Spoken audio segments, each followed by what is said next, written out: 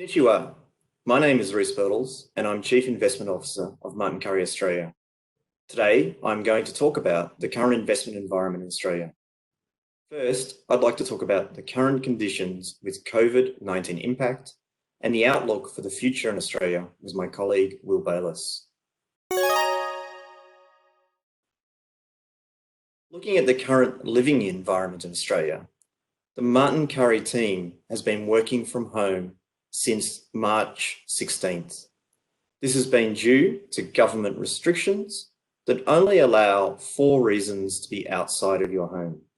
Firstly, shopping for essential food and supplies, medical care or compassionate needs, exercise in compliance with public gathering requirements, and work or study if you can't work or learn remotely.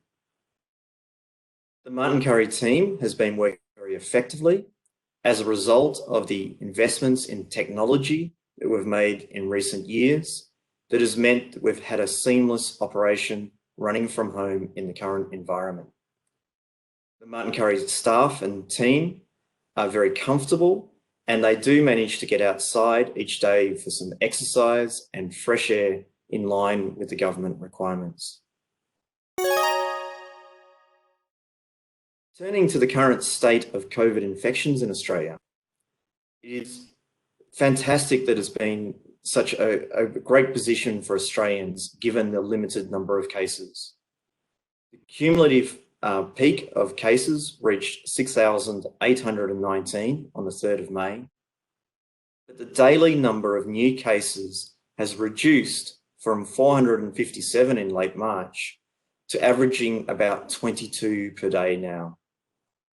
This is despite doubling the number of tests per day from 12,000 to 22,000 in recent days. And what it means is that the apparent incident rate of COVID within the population is only 0.09% versus a peak of 3.1% in early March. We have less than 750 current active cases of people with COVID, and less than 100 people are in hospital.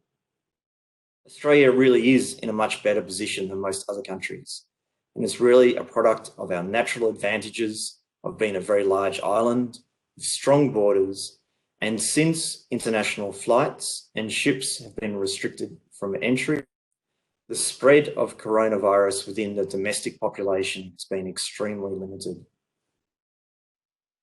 Today, we actually have received some great news from our Prime Minister.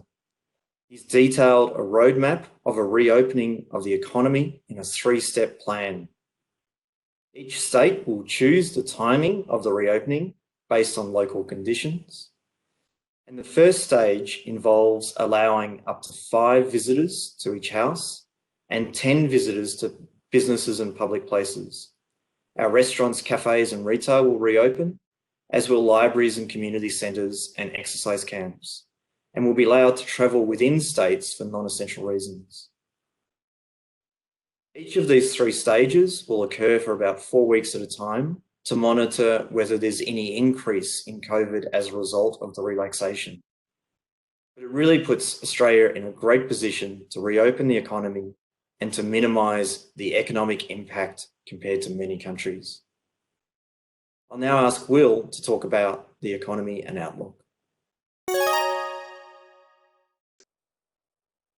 So the impact of the COVID-19 pandemic on Australia and other large economies has basically caused a rapid fall in economic activity, as demonstrated by our Martin Currie Australia Profit Pulse, which has shown a fall similar to levels not experienced since the Lehman shock. We expect, as a consequence of this COVID-19 pandemic, for unemployment to rise, possibly to as high as 10% in the current calendar year, and for GDP to certainly contract in the current calendar year.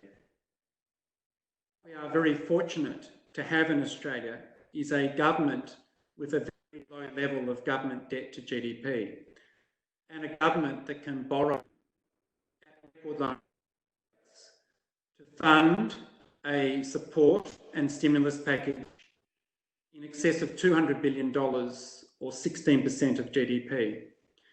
This package has been designed to save jobs and even for staff who have been stood down to be able to return to work with their current employer when the economy reopens. And clearly the news that recently is very encouraging for a much earlier reopening. As a consequence, we expect a V-shaped recovery, with most of the downturn experienced in the second and third quarter of this calendar year, and a very positive rebound in the Australian economy in 2021, such that GDP will get back to pre-COVID levels by the end of 2021, early 22. We also see the Australian dollar, which has actually risen from its recent lows against the US dollar, remaining well supported and possibly will appreciate a little bit from here. Thank you.